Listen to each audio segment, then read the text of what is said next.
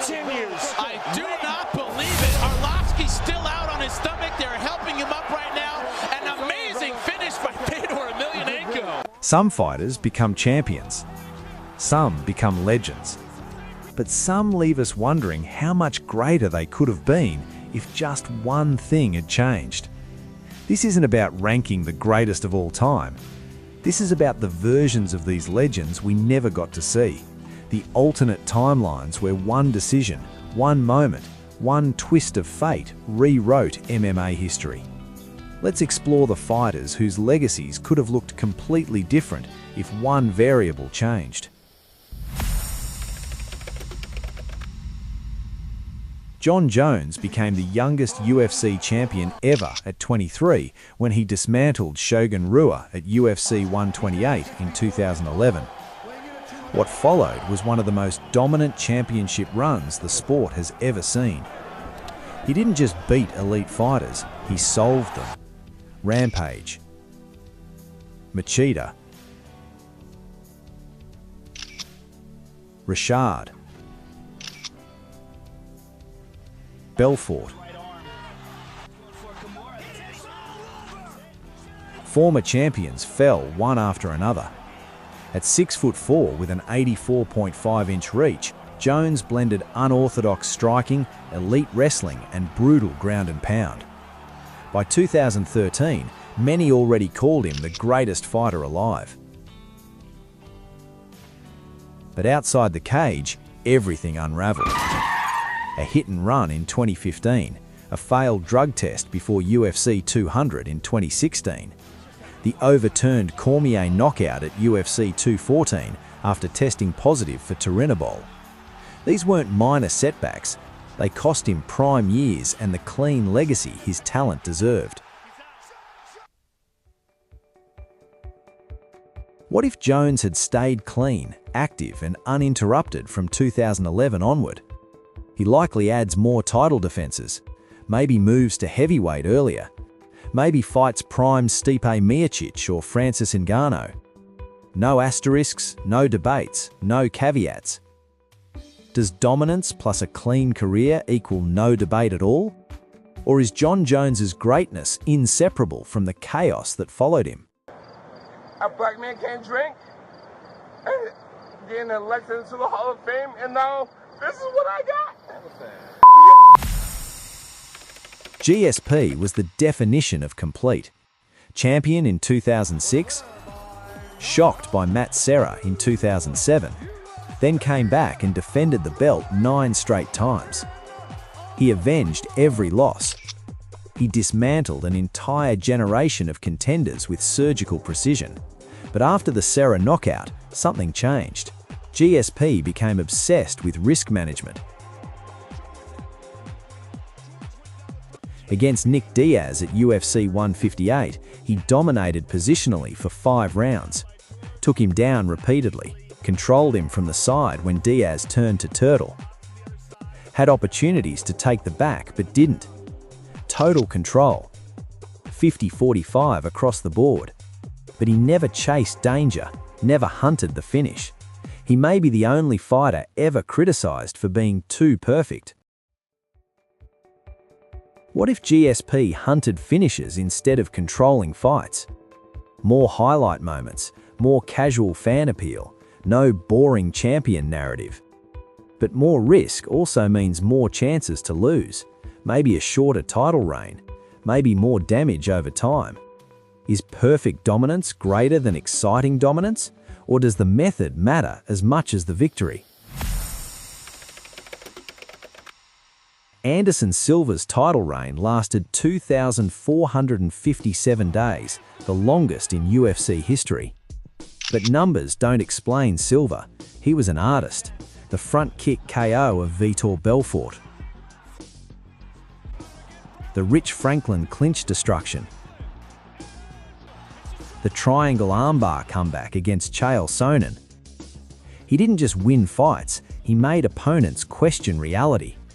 But Silva also toyed with opponents, hands down, taunting, inviting danger. Against Demian Maia at UFC 112, it crossed into controversy. Then came UFC 162 versus Chris Weidman. Silva dropped his hands. Weidman swung. The era ended. What if Silva fought disciplined in that moment? Maybe he wins. Maybe no rematch. Maybe no leg break. But here's the trade-off. Would a safe Silva still be Silva? Did his creativity make him immortal or cost him GOAT certainty? UFC middleweight champion. Demetrious Johnson defended the flyweight title 11 times, still a UFC record. Elite wrestling, elite striking, elite transitions, elite fight IQ. Then came UFC 216, the Ray Borg suplex to armbar, one of the most technical finishes ever recorded. But the flyweight division never received major promotion, low pay-per-view numbers, minimal marketing. At one point, the UFC openly discussed shutting the division down. Eventually, DJ was traded to ONE Championship in 2018, the only time a UFC champion was ever traded away. What if the UFC had promoted DJ the way they promoted their biggest stars? Main event spotlight, mass media push, mainstream recognition. Maybe he becomes a global superstar. Maybe his legacy is universally accepted, not debated. Maybe even more title defenses. But would the pressure have changed him? Does greatness need recognition to fully exist?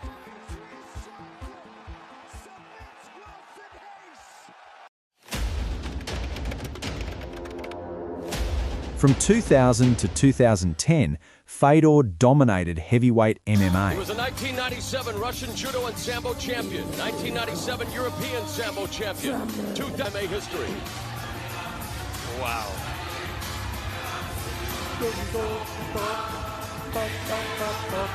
Wins over Nogueira, Krokop, Arlovsky, Sylvia. At barely 230 pounds, he beat giants with speed, precision, and terrifying calm. Pride Final Conflict 2005 versus Krokop remains one of the greatest heavyweight fights ever. But he never entered the UFC during his prime. Contract disputes, promotional politics, and business disagreements kept him out.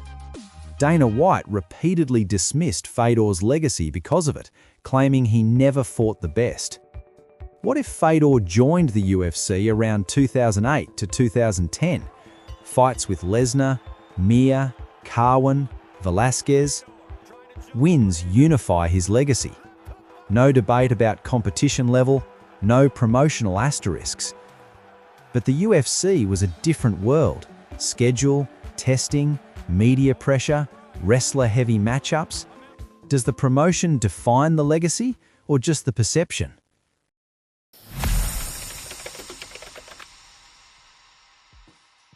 Tony versus Khabib was booked 5 times.